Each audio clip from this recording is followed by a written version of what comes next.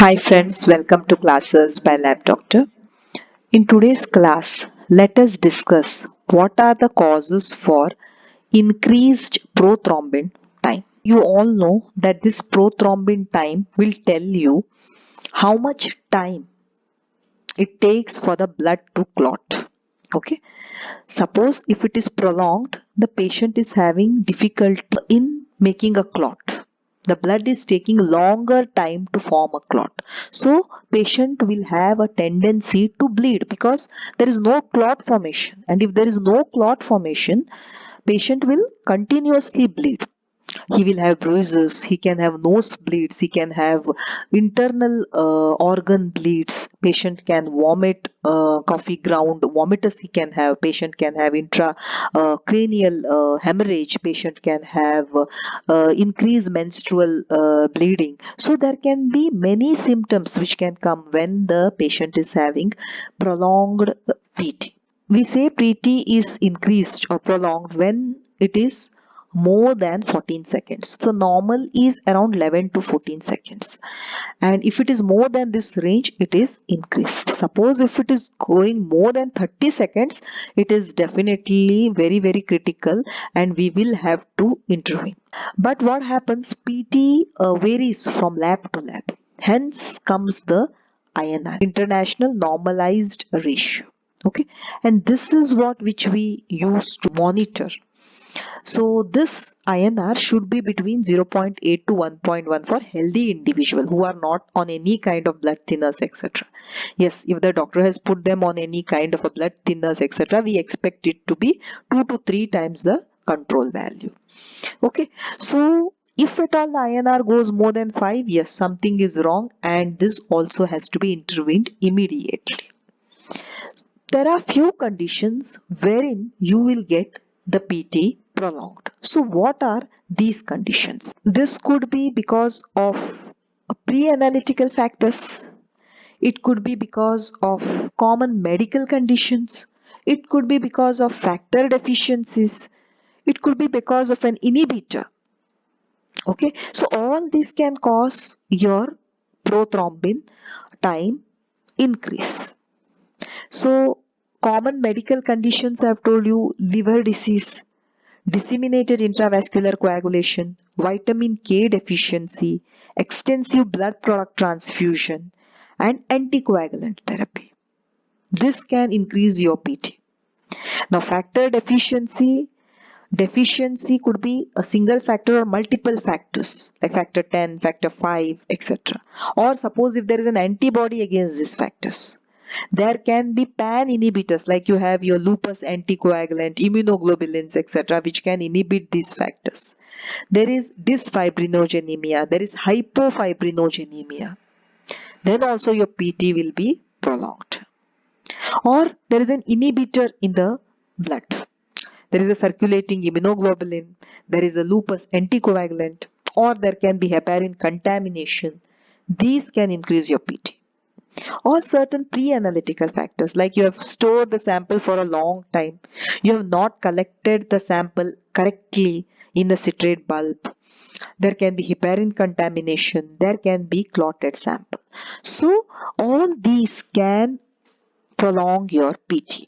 Before we understand what are the causes for this prolonged PT, just understand that prothrombin is a protein which is produced by the liver. Liver diseases can prolong your PT. Similarly, the pathway.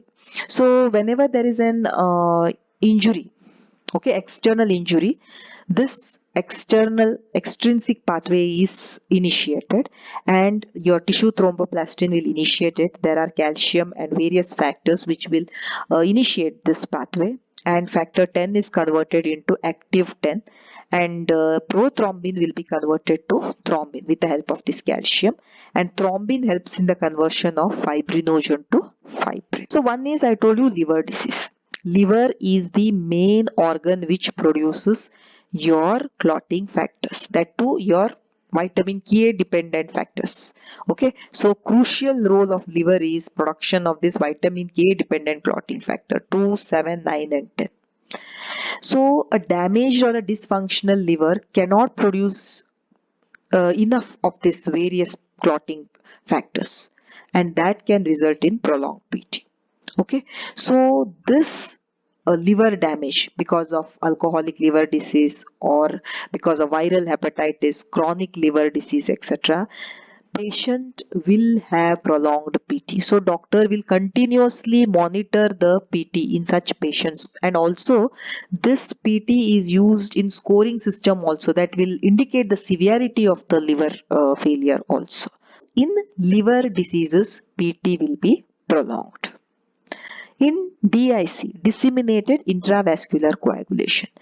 Disseminated intravascular coagulation is nothing but consumptive coagulopathy. Here what happens? Your coagulation system becomes hyperactive.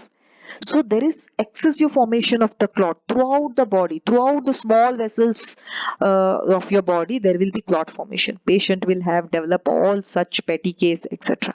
Okay, so patient will develop such symptoms. So there is consumption of the clotting factors. So much of clotting is happening. All the factors are consumed. Consumptive coagulopathy. So there is widespread activation of the coagulation cascades. Platelets are consumed. Fibrin is consumed. Clotting factors are consumed.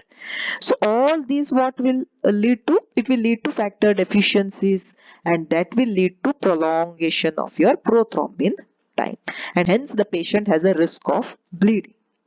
So this was your disseminated intravascular coagulation. There is increased clotting and there is consumption of all your clotting factors. So platelet count will be low, patient's fibrinogen will be low, your PT INR will be high, your APTT will go up, your D dimer will go up. Okay, so this DIC is one of the causes for your increased prothrombin time. So here you can see this accelerated clotting within the blood vessel. There is consumption of platelets and coagulation factors, uncontrolled bleeding which is happening in DIC. It is a very rare condition but a life-threatening condition. Next is vitamin K. So now vitamin K deficiency. If there is low vitamin K, it can increase your prothrombin time. There are few factors which are dependent on vitamin K. This 2, 7, 9, 10. So when vitamin K itself is less, it impairs the synthesis of this vitamin K dependent factors, particularly factor 7. This factor 7 has a very short half-life and PT relies on this factor 7. So the early depletion of this will lead to prolonged PT even when the other vitamin K dependent factors are normal. If at all there is a decrease in this factor 7, that will impact this PT very badly. A severe or prolonged deficiency will eventually lead to depletion of other factors also, 2, 9, 10, etc. So then your APTT also will be prolonged. So vitamin K is a very important vitamin which is required for the blood to clot. I've told you that 2, 7, 9, 10. 2 is your prothrombin. These factors are dependent on vitamin K because vitamin K acts as a cofactor for this carboxylation. For the inactive prothrombin precursor to become a biological active prothrombin, you need this vitamin K. Okay, so if there is deficiency, these factors cannot function properly and then the patient will have bleeding. So here you can see that these are the vitamin dependent factor, especially this factor 7, which is very much important for your prothrombin.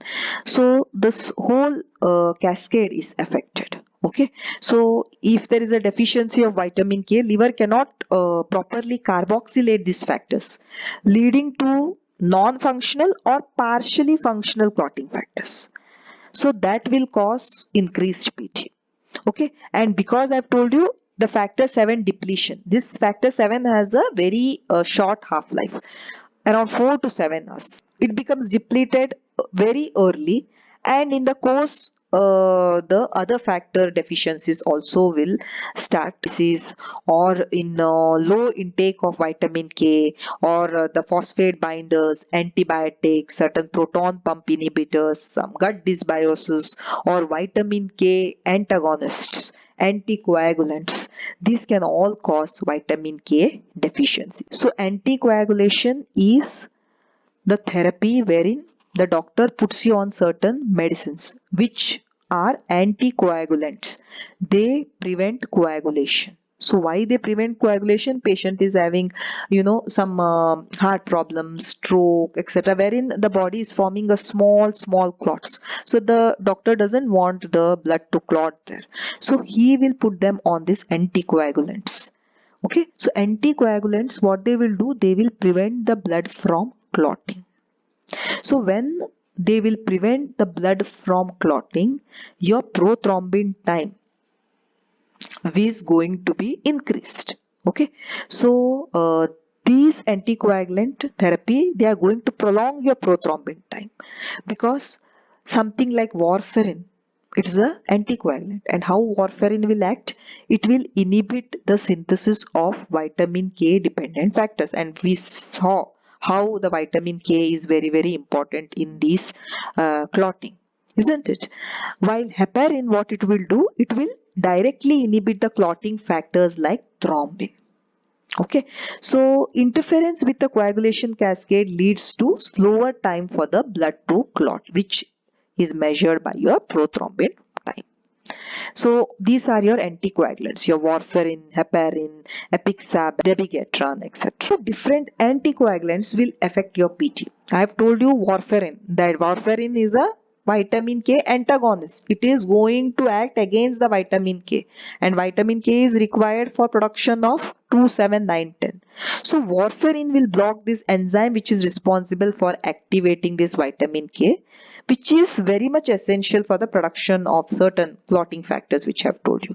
So this lack of functional vitamin K is there, but it is being inhibited. So the functional vitamin K is less, and hence these clotting factors are less, and that is why your prothrombin time is prolonged. So body needs more time now to form a clot. A person had a high tendency of forming a clot. He was having deep vein thrombosis, he was having some minor clots, etc. That is why the doctor has put him on this anticoagulant, so that he doesn't form a clot. But in the bargain, this can also happen, that the patient can have a tendency of bleeding if it is not monitored properly. Heparin, it primarily prolongs the APTT compared to your PT. So lupus anticoagulant, this also is going to prolong your prothrombin time. So this lupus anticoagulant, what it does, it prolongs the prothrombin time by interfering with the phospholipid component of the prothrombin reagent. When we do this test, the prothrombin reagent which is there, which is added, it has a phospholipid component. So this lupus anticoagulant, it will interfere with this phospholipid component. Okay, especially when we are using these recombinant tissue factors. So this leads to falsely prolonged PT and an elevated INR.